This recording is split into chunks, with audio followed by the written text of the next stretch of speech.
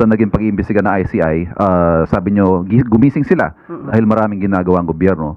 But hindi rin ho siguro natin maiaalis na marami ang underwhelmed if not disappointed because the creation of the ICI raised expectations of the administration's resolve to hold corrupt officials accountable.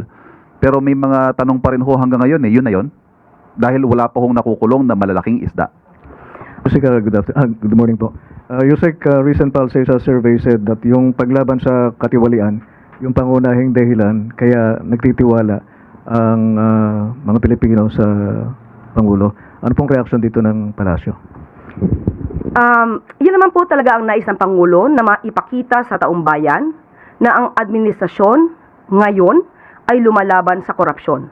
Ang administrasyon na ito ang siyang magpapaimbestiga sa mga abuso sa gobyerno. At yan po ang gusto manatili ng Pangulo sa isipan ng taong bayan. At yan po ang ayaw niya na mapatid. Gusto niya sana ay magtuloy-tuloy ito kahit hindi na po siya ang Pangulo. Speaking of tuloy-tuloy, Yusek, may mga nagsasabi na parang nalilimutan na daw ng administrasyon yung pag-imbestiga o pagtutok doon sa flood control anomaly. Ano pong masasabi natin dito, Yusek? Sa mga nagsasabi ng ganyan, ang tanging natin masasabi, hoy, gising. Dahil alam po natin kung papaano po nagsumiti na po ang ICI ng kanilang report, di lamang po sa Ombudsman, kundi pati po sa DOJ. Ang Ombudsman ay nagsasabi din po habang sila itinatanong na patuloy ang kanilang pag-iimbestiga, pati po ang DOJ. Wala pong natutulog pagdating po sa pag-iimbestiga sa flood control projects. Ito ay tanging paninira lamang sa gobyerno. Hindi po tumitigil ang Pangulo para mapanagot ang dapat na mapanagot. Sige, habol ko na lang. In connection with the Lenten season break, meron naman declaration ng Palasyo para sa pasok sa mga government bukas or even private o mga nasa gobyerno lang, Yusek? Meron po. Ilalabas po mamaya ang memo. Ano po kaya yan, Yusek? Maganda ang aking ngiti. So, ibibigay ko po sa inyo mamaya. Yusek, isang-isa na lang, habol lang tungkol doon sa, sa Iran. Gaano po kaganda ang relasyon ng Pilipinas saka ng Iran? Sa akin pong pagkakaalam at sinabi po rin naman ni Secretary Tez Lazaro, maganda naman po ang relasyon natin sa bansang Iran. Salamat po, Yusek. Yusek, good morning. The Independent Commission for Infrastructure is set to cease operations today, March 31. I refer to Section 10 or the Sunset Clause of EO 94 that created the ICI, and I quote, "The ICI shall be rendered functus officio upon the accomplishment of the purposes for which it was created, or unless sooner dissolved by the President." Ang tanong ko po, ma'am, ano ba ang naging basihan ng pag-dissolve sa ICI? Is it because the President thinks the ICI has fully accomplished its mission, or has the President officially dissolved the ICI? Okay. Sabi nga natin at nabanggit mo ang Section 10, ang Sunset Clause, kung saan binanggit ang functus officio in Latin. Ibig sabihin, sila naman po ay nag-report at mismong si Justice Reyes ang nagsabi na na-accomplish na nila ang kanilang trabaho. At yun po ang magiging basihan. At kung sila man ay matatapos ngayon, yan po ang magiging basihan dahil yan po ang isinasaad sa Executive Order 94. Yusek, may update na ba sa naging pag-aaral ng Malacanang sa report ng ICI? I remember in a previous briefing you told us that it's taking a bit, it's taking some time dahil mahaba-haba po yung report. Nabasa na ho ba ito ng Pangulo at anong naging takeaways niya? And is there any new directive to the Ombudsman or maybe the DOJ? Hinayaan niya po ang ICI na mag-decide kung ito po ay tatapusin ang kanilang trabaho base sa kanilang accomplishments. At nung nagsumiti na po ang ICI ng kanilang report sa DOJ at sa Ombudsman at siya mismo ang nagsabing tapos na po ang kanilang mandato. So, doon lang po nagre-rely ang Pangulo. Ma'am Lance, sorry. Ang sabi nyo kanina sa mga nag-iisip na, or siguro yung mga bitin sa naging pag-iimbestiga ng ICI, sabi nyo, gumising sila dahil maraming ginagawa ang gobyerno. But hindi rin ho siguro natin maiaalis na marami ang underwhelmed if not disappointed because the creation of the ICI raised expectations of the administration's resolve to hold corrupt officials accountable. Pero may mga tanong pa rin ho hanggang ngayon yun na yun. Dahil wala pa hong nakukulong na malalaking isda. Okay, ganito po ang trabaho ng ICI, Fact-Finding Committee. Marami na po silang naisumite sa DOJ, marami na po silang nasumite sa Ombudsman. So, ang ibig pong sabihin yan, hindi po natulog, nagpahinga, hindi nag-relax ang ICI. Ngayon po, lahat po ng kanilang nairekomenda, nakasuhan o for further investigation. Nasa kamay na po yan ng DOJ at ng Ombudsman. Sa totoo lamang po, mukhang overwhelmed po ang Ombudsman at ang DOJ sa dami po ng mga kasong pinaparekomendang sampahan dito patungkol sa flood control project. So, hindi po masasabing yun lang ang naging trabaho ng ICI. Ang masasabi po natin, iyon ang naging trabaho ng ICI. Panindigan po natin, ma'am, that the investigation and the prosecution will spare no one, Of course, yan ang no gusto. matter how high up. Definitely. Kahit sino pa yan, kung meron kinalaman, may ebidensya, hindi puro pamidya. Sabi nga natin, stop the drama. We have to start working. Ang marami po kasi nagdadrama sa media. Ang kailangan natin dito, ebidensya.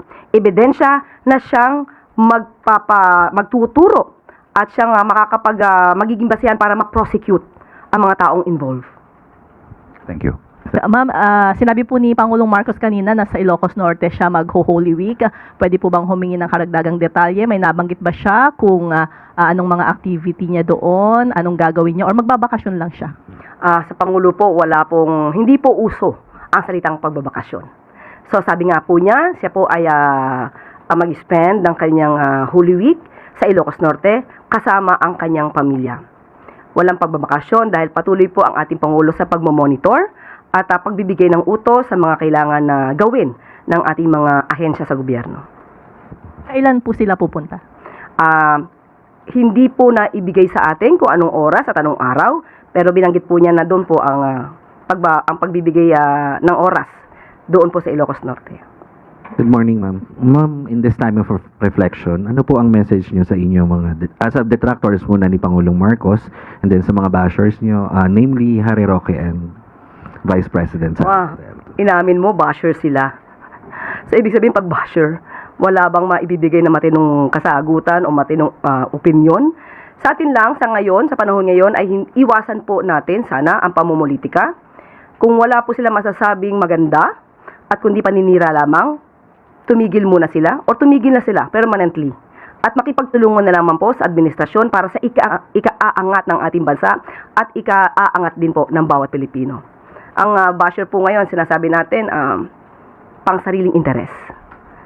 Para po magiba, masira ang gobyerno. Hindi po yan na napapanahon sa mga kasalukuyan nangyayari sa ating bansa. Follow up lang, ma'am. Ipagdadasal mo ba sila? Lahat po, lahat na makasalanan sa mundo dapat ipagdasal.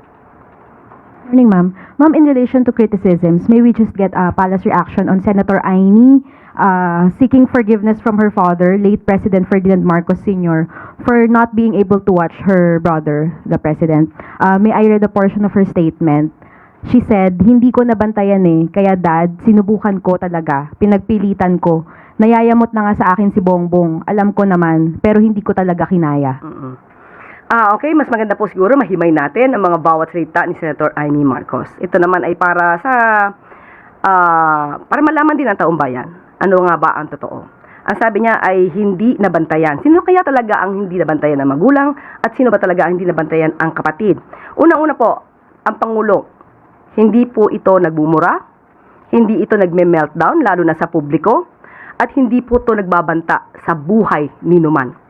Ang Pangulo po ay ikinasal, may pamilya, hanggang ngayon, faithful sa asawa.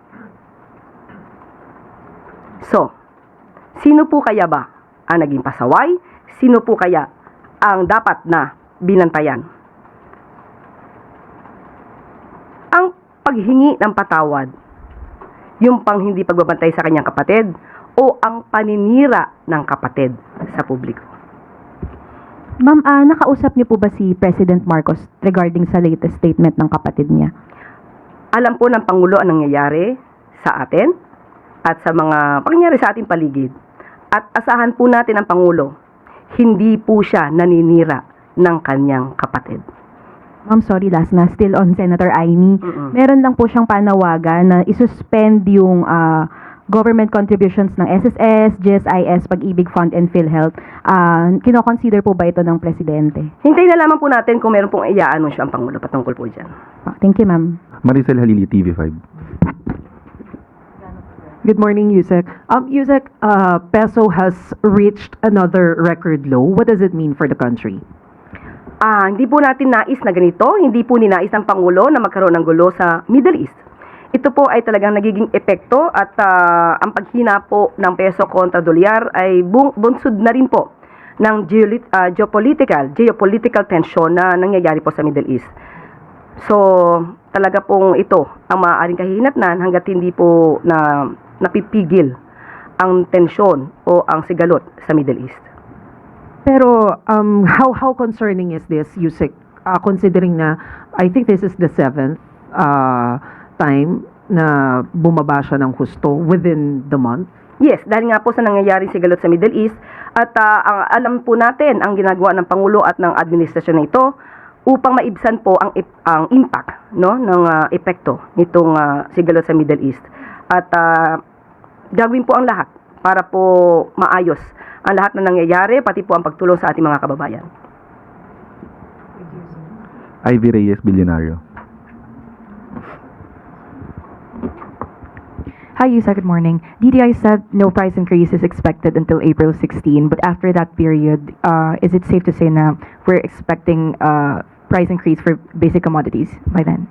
Nakausap po natin kahapon si Secretary Chris Roque at nag-report po siya sa Pangulo sa Uplift at sinabi po niya at na meron nga po tayong listahan dito ng mga produkto. Ibibigay ko po sa inyo, hindi ko po alam kung kayo may kopya na, pero ibibigay ko po sa inyo ang kopya na ito kung saan po nangako po ang mga manufacturers na hindi nga po magkakaroon ng price increase hanggang April 16, 2026. Pero nangako rin po si Secretary Chris Roque na weekly ay magmamonitor po sila at sa aking pagkakaalam, balak po niyang makipag-meeting muli ngayon sa mga manufacturers para po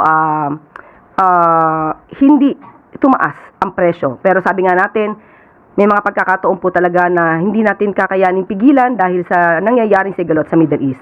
Pero lahat po ng pwedeng gawin ng ahensya ng gobyerno ay gagawin po para po hindi maging mahirap na pasanin ito sa ating mga kababayan. Assuming magtaas po talaga ng presyo after April 16, bukod po sa pakikipag-meeting ng DTI, ano po yung contingency measures ng gobyerno? Okay, sa ngayon po, ayaw na po natin sabihin na magtataas sila. So doon muna po tayo sa walang price increase at after a week, saka po natin tanungin ang DTI para po sa mas detalyadong programa para dito.